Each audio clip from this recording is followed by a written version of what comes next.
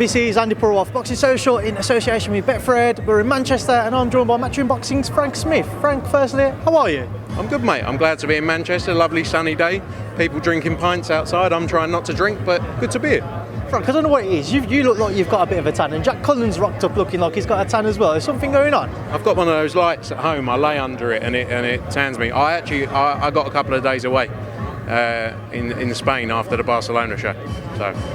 Hope you had a good time away then, Frank, but obviously you've ended up back here in Manchester. Benn, the next potential pay-per-view star, some people see him in the UK now, returns against Chris Van Heerden. What are you expecting to see from young Conor come Saturday night?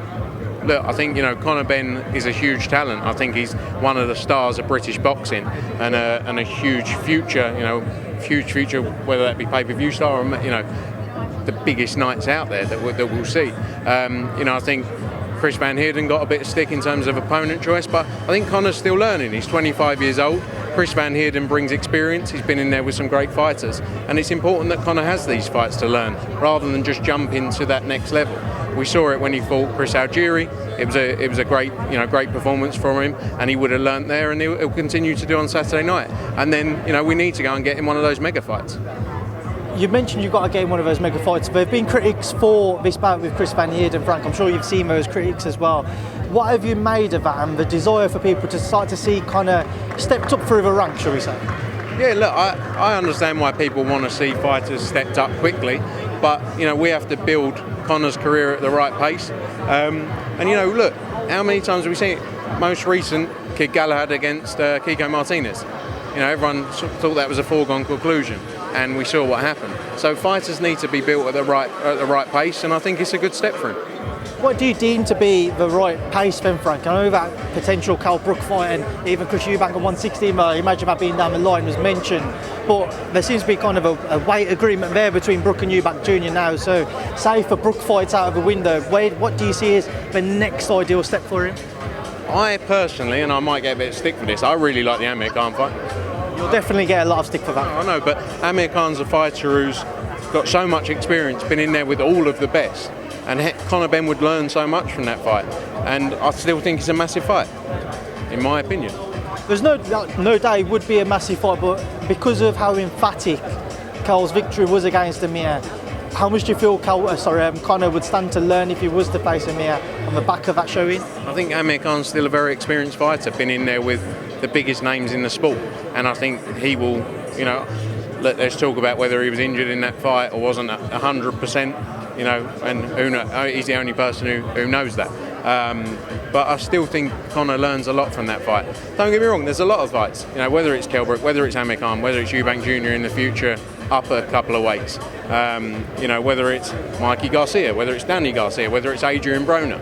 There's a load of names out there for those big fights, and we'll do all we can to try and make them happen. Just on Kell Brook, if he does end up facing Chris Eubank Jr. next, both those guys have fought on Matchroom shows previously. What are your thoughts on Kell versus Jr. at a catchweight? I think Eubank beats him. I think he's just naturally too big for him. And I think it's sort of a foregone conclusion, that fight, in my opinion. And I also think Kell isn't at the, when they're talking about this fight, they're talking about Kell either retiring or fighting Chris Eubank Jr. It's not like they're talking about him going on to have another big challenge.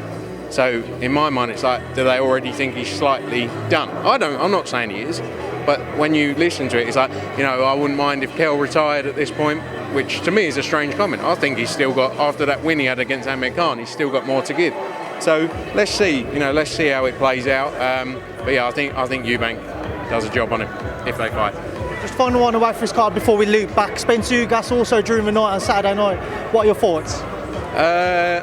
Be interesting. I think Spence does the business in very basic terms. Spence had a fight since his before Danny Garcia and his comeback. Yeah.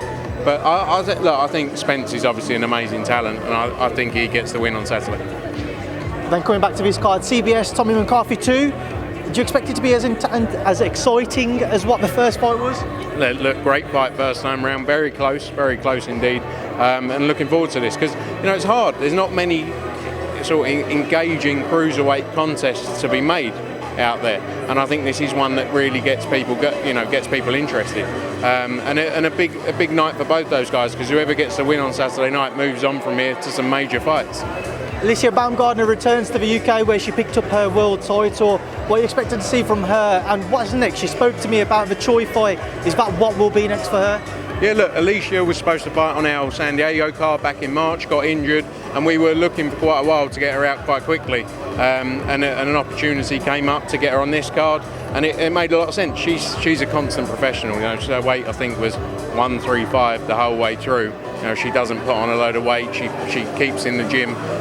So it's a good fight for her to get back out. We obviously saw when she came over in November with that performance against Terry Harper.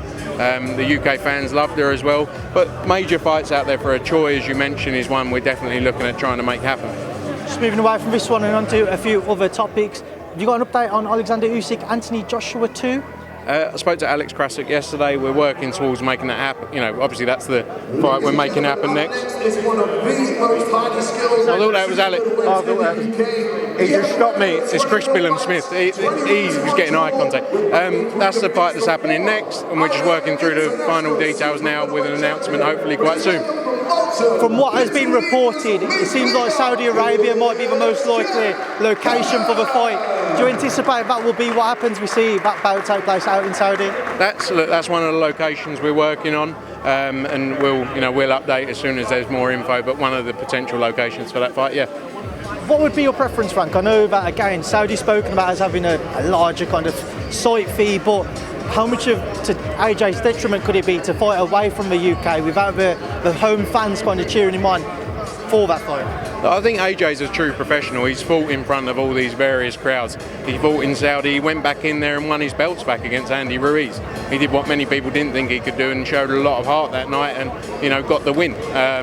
So I don't think that gets in the way. Obviously, look, it would be great. On the one hand, to have it in front of British fans, it's great to go and do a fight in the US, it's great to do a fight in Saudi. So, I think he's prepared for anything. Sticking to the heavyweight division, Dillian Whyte has finally posted today ahead of his fight with Tyson Fury next week. What did you make of his first kind of interactions with the fight? I think it's because he was so happy with Frank Warren singing that he thought he should do a post. So, no, it's good. It's a real good, it's a good sign, and there was never, like we've always said, there was never any question the fight happened, but there was a lot of things I'm sure they were working through. And look, it's a massive fight, it's a great fight, and I think Dillian Whyte goes in there and does the business. I saw Frank's comments that there was a replacement opponent lined up in case anything happened, in case Dillian pulled out. I don't suppose you have any idea as to who that may have been? Not a clue. So I know you guys aren't involved in fights just because of your working relationship with Dillian, just in case he'd have known? No, I think maybe that was just a threat as well. But I don't know. I'm not too sure, to be honest. Just to get your thoughts on that fight, Frank, what do you expect happens next Saturday night in that one? I think Dillian Whyte knocks Tyson Fury out. Very well, Frank. Sticking with Tyson Fury, obviously we've seen in the last 24 hours Daniel Kinahan, Tyson's advisor, somebody who's Eddie's been asked about previously, was sanctioned by the US government. I just wanted to get your reaction to that news. Look, Matchroom as a business, has always worked with integrity and followed all laws and guidelines. And to be honest, at this time, I'm not going to make any further comment on it. Just one final one on it then. Does this change your stance on your relationship and working with Daniel moving forwards? As I said, we follow all laws and guidelines, and I won't make any further comment on it myself. Moving away from that then, Frank, I just want to get your thoughts on a few other things. Obviously, on the back of Devin Haney's announcement of his fight with George Kambosos, that undisputed fight, his deal with ESPN and obviously working with Bob Arum now, you guys made Canelo a free belt world title holder at super middleweight. Is there any sense of frustration that for the undisputed badge you wasn't quite able to get Canelo Plant on DAZN and working on the Matchroom show? I mean, you weren't able to get Haney Kambosos over the line. Is there any sense of frustration that on those two major fights you couldn't quite get them done? I think you only have to look at the sheer size of our business and what we do on a weekly scale. We're happy with what we do. Of course, we'd love to promote Tyson Fury against Dillian Whyte. We'd love to promote Canelo v Plant. We'd love to promote Devin Haney, George Kambosos. But, ultimately, we're not going to get all of them. And look, Canelo is back on the platform now. Canelo will, by the end of this fight, had 5 of his last 6 fights on with DAZN and Matchroom. and I think that's a great job. You know, promoting the pound for pound #1 star of the sport. So, you know, look, of course, I'd be wrong to say we wouldn't want to promote those shows, but I'm very happy with our position and what we've done, and I think fighters enjoy working with us. Final one, the WBA have ordered Lee Wood versus Leo Santa Cruz for that super title. When can we expect negotiations to start, or have they already started? There's obviously a period in there of 30 days for the negotiations to go. You know, we're having discussions right now with the WBA on a few things with that, and as soon as we got some clarification, we'll move forward with it. But a great fight, so let's see if it happens. I mean, you mentioned you speaking with WBA. Is the plan to try and move ahead with that fight, or are you looking elsewhere, maybe other fights? Look, Lee Wood's not going to shy away from his mandatory challenge. He'll take on any fight. You know, there's obviously talk about other fights that could be relevant as well, whether it's the Lee Wood-Michael Conlon rematch, but not, you know, he's not going to lose his belt, which would be the case if he didn't follow through with it, unless Leo Santa Cruz decides not to take the fight. Frank, we'll leave that there now. Then I'll leave you to enjoy the rest of this day. Thanks for speaking to me in Boxing Social. Cheers, mate. Good to see you.